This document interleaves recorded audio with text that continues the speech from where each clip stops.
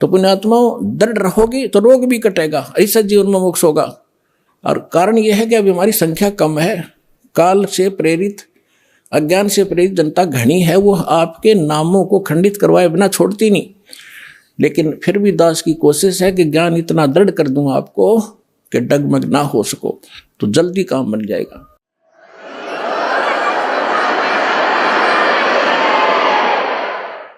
कहते हैं अब जैसे प्रसंग चला था, जैसे कान बंद करके धुन सुनते हैं, धुन कि हमें धुन सुनती है और धुन। अब नाम तो तुम जाप क्या करते हो और धुन सुनने का दावा करते हो, हमने सतलोक वाली सुनगी। अब धुन क्या चीज है और मंत्र क्या चीज है? जैसे एक ढोल होता, ढोलक, ढोलक के बजाने का एक विशेष डंडा सा होते हैं, छोटे छोटे डंड की ही, और उनको ही लगाने से बजाने से उसकी वो वही आवाज निकलती है जो ढोल की होनी चाहिए। और उस ढोलक के उन विशेष डंडियों की बजाय अगर जूते निकाल के मारने लग जाओगे उनकी भी आवाज आवेगी, लेकिन वो विशेष डंडी वाली नहीं आवेगी। वो सुर में सुर नहीं मिला सकती उस बाजे उन औरों के साथ, तो व्यर्थ है, उसको भगा दिया जाएगा। क्या बकवास कर रहा है तू, तेरा सुर में सुर नहीं मिल रहा। तो जो ये नाम जाप करते हैं काल के, धुन सुनते हैं इसमें, तो वो ढोल का जूत्या वाली आवाज सुन रही है उनको, वो आवाज भी ना सुन जो आसपास ठीक सुननी चाहिए।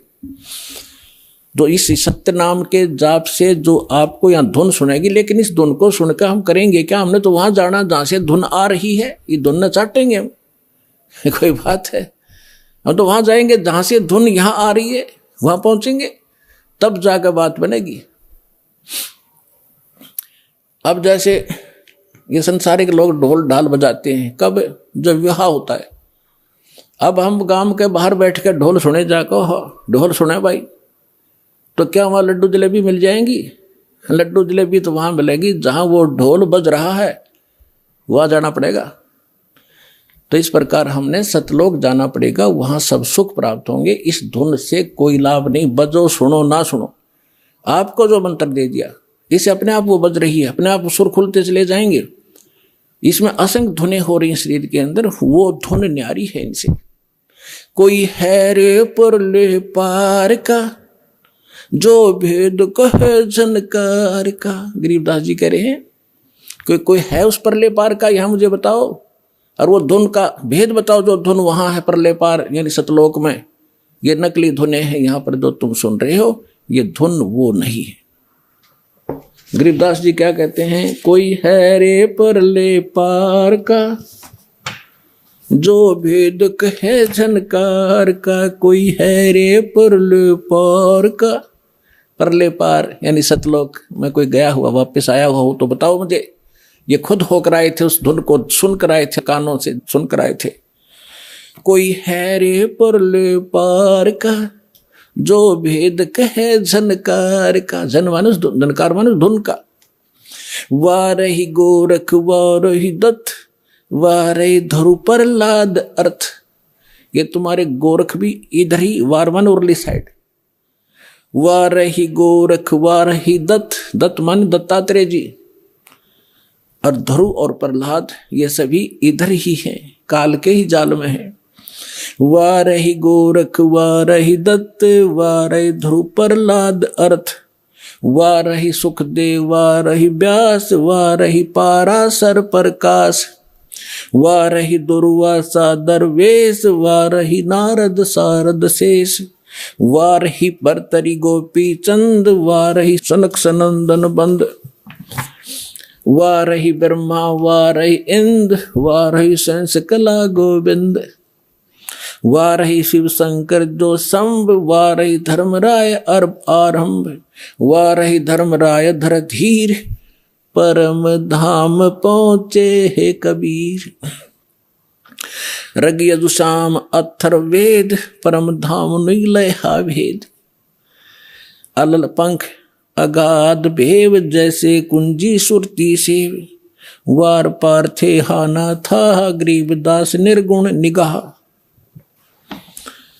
अब क्या बताते हैं आदरणीय गरीबदास साहिब जी, परमात्मा से परिचित होकर सतलोक में वो धुन सुनकर वापस आए तो वो कह रहे हैं, कोई हैरे परले पार का जो भेद कह उस दनकार का, वार ही गोरख, वार ही माने उरले तरफ, वार ही गोरख, वार ही दत्तात्रेय और वार ही ध्रुव प्रहलाद, वार ही सुखदेव, वार ही व्यास और वार ही पाराशर प्रकाश।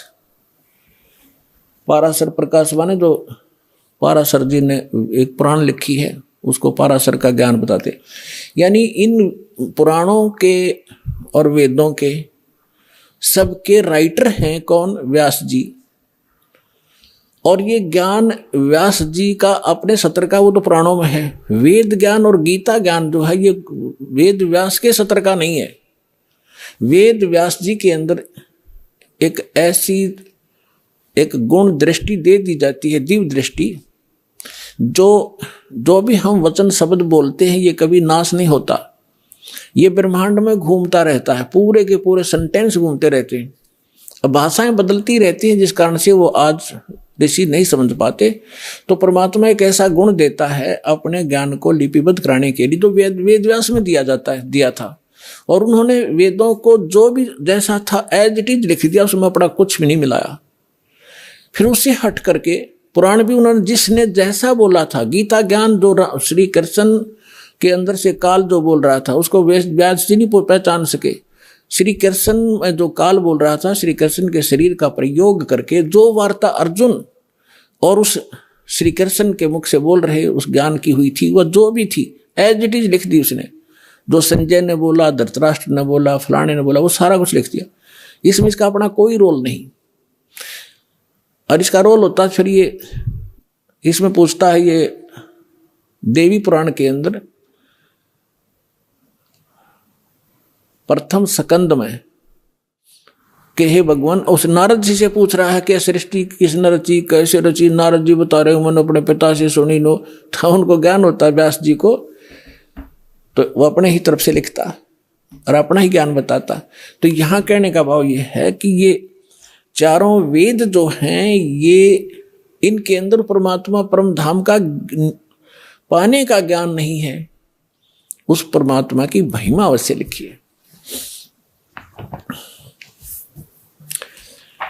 तो इसके लिए क्या बता रहे हैं? धर्मराज दरबार में देई कबीर तलाक, मेरे भूले चूके हंस को तू पकड़िए मत जाके। आदरणीय गरीबदास साहिब जी 10 वर्ष के बालक थे, अपने ही खेतों में अपने ही गऊओं को चरा रहे थे। उसके साथ और भी बहुत से उनके कुछ नौकर, क्योंकि गरीबदास जी के जो पिताजी थे बहुत बड़े किसान थे, लगभग 1300-1400 एकड़ जमीन थी। वो अपने ही खेतों में लगभग 100-150 गऊओं को चरा रहे थे और भी गांव के कुछ निर्धन व्यक्ति अपने गऊओं को भी उन्हीं के खेतों में हरी चराया करते थे। वो वहाँ पाली गवाले थे। तो सतलोक से परमात्मा आए एक जिंदा महात्मा के रूप में और उस गरीबदास जी को वहाँ एक कुंवारी गाय का दूध निकाला। परमात्मा ने कुंवारी गाय का दूध पिया, गरीबदास जी को मंत्र दिया प्रथम और वो दूध पिलाया। उसके बाद गरीबदास जी को लेकर के उनकी आत्मा को ऊपर ब्रह्मांड सब दिखाकर, ब्रह्मा विष्णु महेश धर्मराज का सब दिखा करके सचखंड ले गए। पीछे से संत आदरणीय गरीबदास साहिब जी 10 वर्ष के बालक को मृत जानकर चिता पर रख दिया था। अंतिम संस्कार करने वाले थे। उसी समय परमात्मा ने आत्मा को ऊपर से पूर्ण रूप परिचित करा के, सारा ज्ञान दिखा के, अपनी समर्थता से परिचित करा के वापस छोड़ दिया।